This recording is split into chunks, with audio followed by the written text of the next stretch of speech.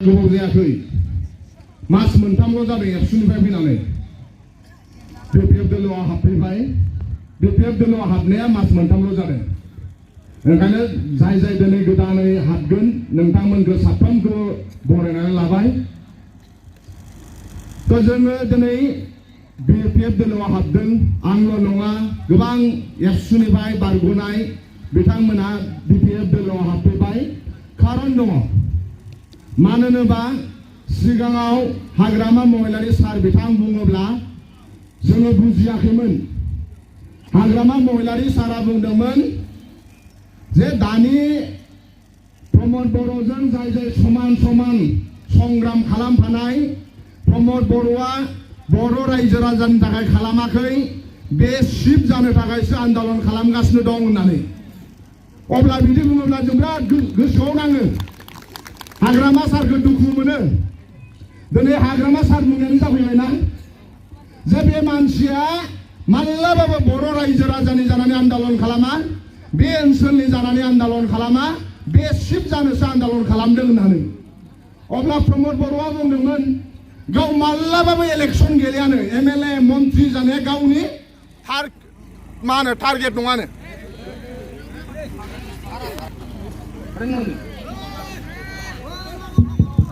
MLA मन्त्रि जानाया प्रमद बर'नि थांखि नङानो प्रमद बर'आ बुंदोंमोन जेब्ला आन्दोलना जोबगोन गावनि डायरियाव फुल स्टप होनानै गाव सेवरागुरियाव रायजो जाहैगोन होनदों दा आन्दोलनानो जोबखो ना सेवरागुरियाव रायजो जाहैखो बिथाङा शिबसो जाबाय नंगौना नङा दा प्रमद बुंनाया सैथो जाखो ना हाग्रामा महिलारि सार बुंनाया सैथो जाखो हाग्रामा नास नङा होमबा हाग्रामा सार बुंनायासो जादों नङा होमबा बे सुक्तिया बिटिआर सुक्तिया रायजो राजानि नङा बियो गावनि स्वार्थ अकल सुख जानो थाखाय प्रमद बर'आ बर' रायजो राजानि थाखाय नङा बे सुक्तिया अकल गाव सुख जानो थाखाय मानो होनोब्ला बिथांमोना गोजोन फैबाय होनदों गोजोन फैबाय बिटिसिनि ना फरायसाफोरा गोजोन दङ ना सागानगिरि बिथांमोना संग्रामि बिथांमोना गोजोन दङ ना कन्ट्रेक्टरफोरा ना बिटिसिनि बिभिन्न जाथि जनगोष्ठीया रावबो गोजोन गैया अकल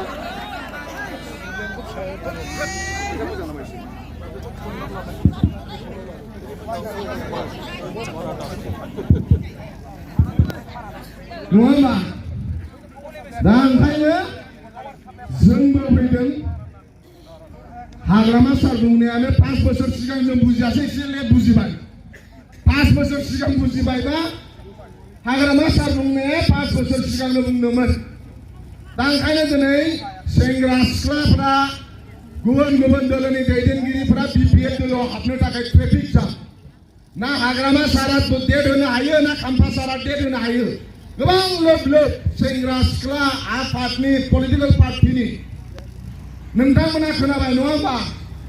प्रमद बर'जों थाग्रा तामुलपुर डिस्ट्रिक्टनि बारग' गाहाय नेहाथारि इउपिपिएलनि जितेन मोसाहारि होननाय बिथाङा इउपिपिएलखौ गारनानै बिपिएफआव हाबफैबाय पावाराव इउपिपिएल दङ नाथाय बिपिएफआवसो हाबफैदों मानोना हाग्रामा सार खाम्फा सार बिथांमोना बुंदों प्रमद बर' हाथाव बिटिसि बासाव प्रमद बर'खौ जायखिजाया बोख्लायनो नांगोन बिटिसिखौ बासायनो नांगोन खारन दङ बाव खारन दङ मानो होनोब्ला गोबां जोंहा बिटिसिआ मोनसे एसां गिदिर एचिभमेन्ट बे एचिभमेन्टखौ बिथांमोना चेस खालामनो थांगासिनो दङ दा ओंखायनो बाव नोंजों आंजों आखाइजों आखाइ हमलायनानै जेरैखि जाया जोङो बिटिसिखौ बासायनो नांगोन आरो बे बिटिसिखौ बासायनो हायाब्ला फैबाय थानाय जोंनि नेक्स्ट जेनेरेशना बिराद खस्थ' मोनगोन आं फिसा एग्जाम्पल होनि दैदेनगिरि सायख'योब्ला बिराद मोजां सायख'नो नांगौ दैदेनगिरि मोजां जायोब्ला हादरा मोजां जागोन हादरा मोजां जायोब्ला बे हादर सिंनि रायजो राजाया मोजाङै रायजो मोनजागोन आं एबसुआव गोलाव सम इडुकेसन सेक्रेटारि दंमोन 6 बोसोर प्रमद बर'जों आं इडुकेसन सेक्रेटारि जादों खाम्फा बरगयारि सारा डिपुटि चिफ जादों इडुकेसन डिपार्टमेन्टखौ नायदों 2005 निफ्राय 2020 सिम बड'लेण्ड इउनिभार्सिटियाव बेसेबां एग्जाम जायो सोरबा गावबा गावनि मेरिट बेसिसआव गुवाहाटी शिलं दिल्लीयाव फरायनो मोन्दों देग्लाय 2023 मायथाइयाव बड'लेण्ड इउनिभार्सिटिनिफ्राय जाय BA पास जादों बड'लेण्ड इउनिभार्सिटिनि अनगायै गुबुनाव एडमिसन मोनाखै खारना जाहैबाय रिजाल्टआ लेट जादों दैदेनगिरि मोजां जायोब्ला एडुकेसन इन्स्टिट्यूशनफ्राबो मोजां जागोन मिथिबाय देग्लायल' फार्स्ट टाइम जे बड'लेण्ड इउनिभार्सिटिनि आन्डाराव जाय ग्रेजुवेट जादों रिजाल्ट लेट जानायनि थाखाय दिल्लीयाव एडमिसन लानो थांदोंब्लाबो गिदिंनानै फैफिननो गोनां जादों शिलंआव एडमिसन लानो थांदों निहुआव गिदिंनानै फैफिननो गोनां जादों गुवाहाटी इउनिभार्सिटियाव देग्लाय एडमिसन मोनाखै मानो बड'लेण्ड इउनिभार्सिटिनि रिजाल्टआ लेट जादों बिटिसिनि एडुकेसन डिपार्टमेन्टखौ सोर नायो आदा प्रमोदा नायो नङा होमबा गावसोर बुङो एडुकेसनाव बिराद मावदों होननानै मानो दिनै दैदेनगिरि भुलनि थाखाय जोंनि 25,000 बिटिसिनि फरायसाफ्रा बोसोरसे नेथ'नो गोनां जाबाय बिनि दायखौ सोर लागोन दैदेनगिरिफ्रा लानो नांगोन नङा होमबा आरो बे सैथो ओंखायनो प्रमद बर' आदाया आवगाय एबसुआव थानाय समाव जि बाथ्रा बुंदोंमोन बिटिसिआव फैनानै दा शिफ्ट जानानै टटेलि चेन्ज हारिनि दुखु दाहाखौ बे मिथिला ओनसोलाव डेभेलपमेन्ट खामानि मावनाय बेनाव जेबो एजेन्डा गैया बिथांमोना खालि 17 बोसोरनिल' एजेन्डा दं बिथांमोननि डायरियाव नायोब्ला 17 बोसोरल' लिरनाय मोनगोन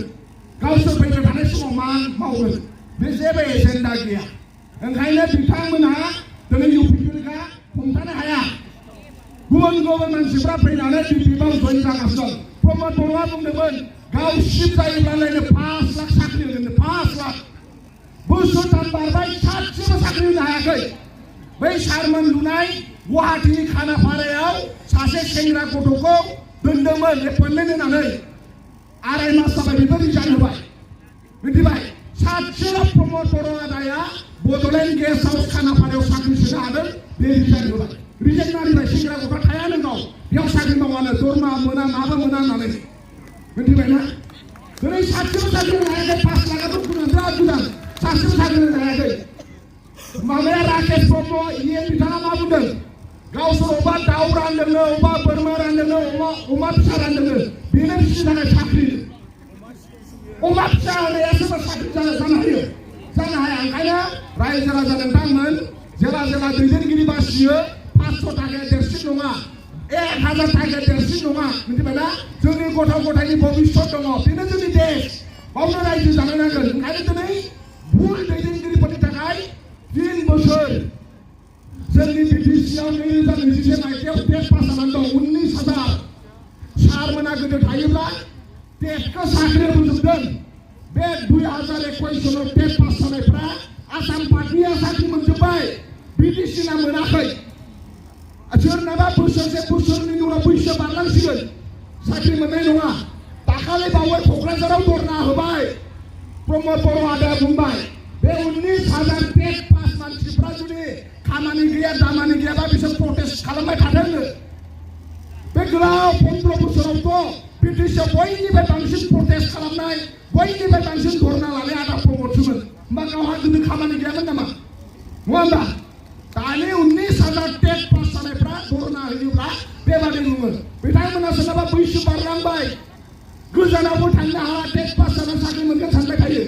बै दैदेनगिरि भुलनि थाखाय दिनै 19,000 जोंनि रोंगौथि गोनां टेट पास जानायफ्रा साख्रि मोनासै